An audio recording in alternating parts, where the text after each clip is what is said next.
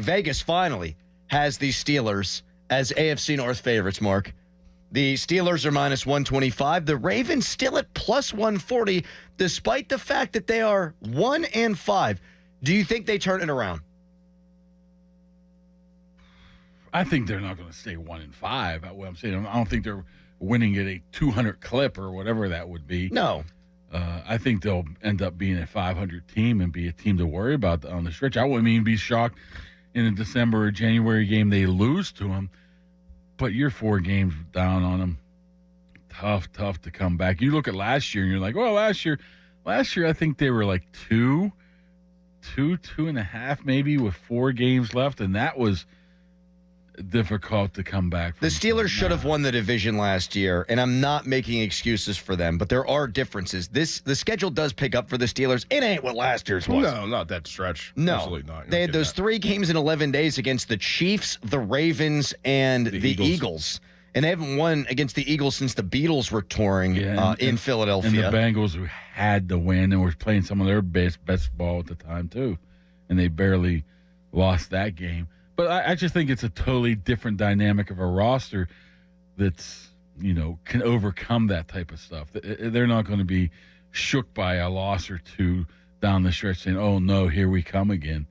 As Deshaun Elliott said yesterday, we were up pretty good last year, too, until we, the bed. That's the mindset they should have, and I'm happy to hear that they have it. Like, last year's a teachable moment for them. And listen, the Ravens' schedule is, they got Chicago at home after the bye.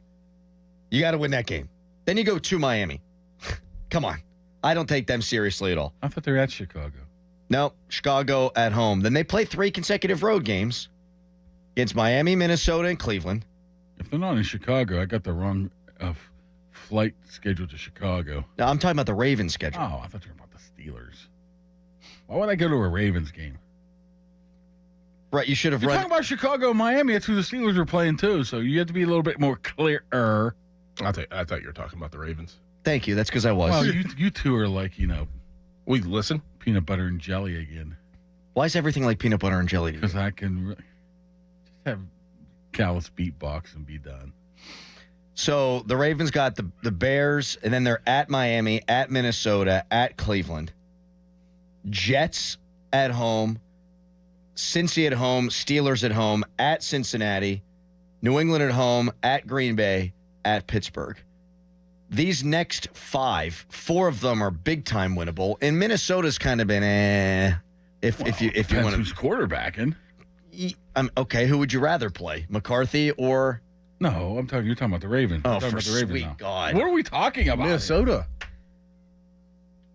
I think the Steelers win the division even if they finish 10-7.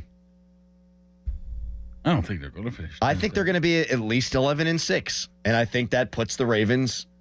They're not going to. They'd have to win out. I know they got to go or 10-1. They'd have to do. That's they struggle with Cleveland from time to time.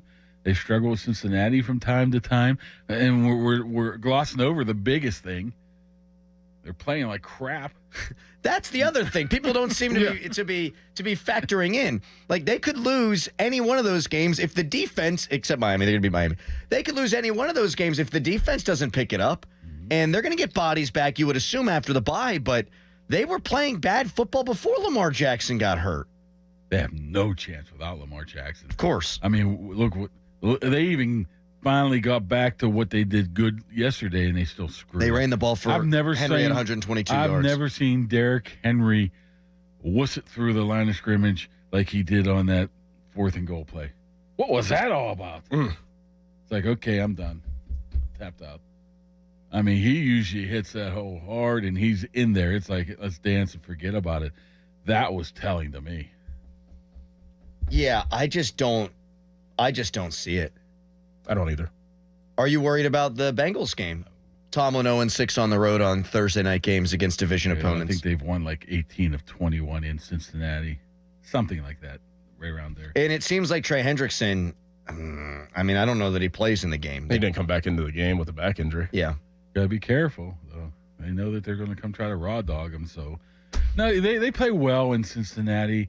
And I think a team like this, where they're so veteran leadership, is they can go to the road and beat a really substandard team. They got the secondary to really negate what the only thing they can do. The only thing they're going to be able to do is Flacco the ball, right? Throw the ball 50 yards down the field and hope it get a pass interference. And if you do that, you're asking for Flacco to get hit a ton. And that's a bad offensive line, and he doesn't move as well as Browning. Neither one of them move, obviously, as well as Burrow, and Burrow was under siege the entire time before he got hurt. Well, I give them a better chance to lose in Cincinnati than they did this week. But I agree with I still that. don't think I still think they win this game. You go to 5-1, they go to 1-5. Baltimore, that's 4+ games. You win one against Baltimore, and all of a sudden you're at 4.5 up on. It's getting late early. Yep. It's getting early late, whatever that saying is. I sound like Yogi Berra. It's getting late early. Cincinnati's giving up 136 yards per game on the ground defensively. Doran, you said even before the Browns game, it's about you, it's not about them. Yep. You've run that jumbo package. They did it again successfully against Cleveland. This time, Darnell Washington got more involved catching the football. Pat Frymuth always has good games against Cincinnati catching the football, so the tight end game can be had there. I think you go in there, like you said. Yeah, I mean, you're familiar, you're going to scout, but it's about you. Go in there and pound the rock, dude. Absolutely. And especially if Trey Hendrickson's not playing. Like, you're making business decisions out there, man. They know they stink. Mm-hmm. You go in there, you're tough to play against with Darnell Washington and Spencer Anderson. I'm running the ball up their backside.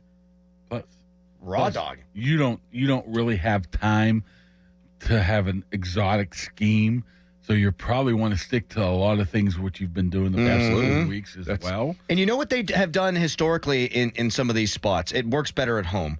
But they'll do the muddle huddle kind of deal. You'll have Rodgers call a lot of the stuff at the line of scrimmage. They used to do that with Ben all the time on these Thursday games. Yeah. I don't know they'll do that. Okay, good. Good talk. Mm-hmm. Good talk. I really don't. I mean, I don't know. That might have been more of a guy who's been in the system for 10 years. That'd be a lot to ask for. I'm not saying Rodgers can't do it, but I think you have a better shot of them doing a lot of the jumbo running the ball. But, I mean, honestly, you look at the rosters, it's hard to find a way that even the Bengals win this game. That Escalooser's going to be revving up. Oh, there'll be a the third ton of quarter. Steelers fans there. Yeah. Spencer Anderson's going to have a catch.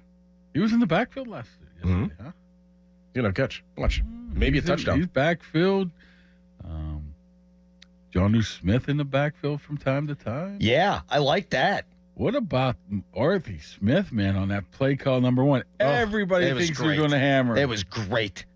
Everybody. Unbelievable. And it's like, nope.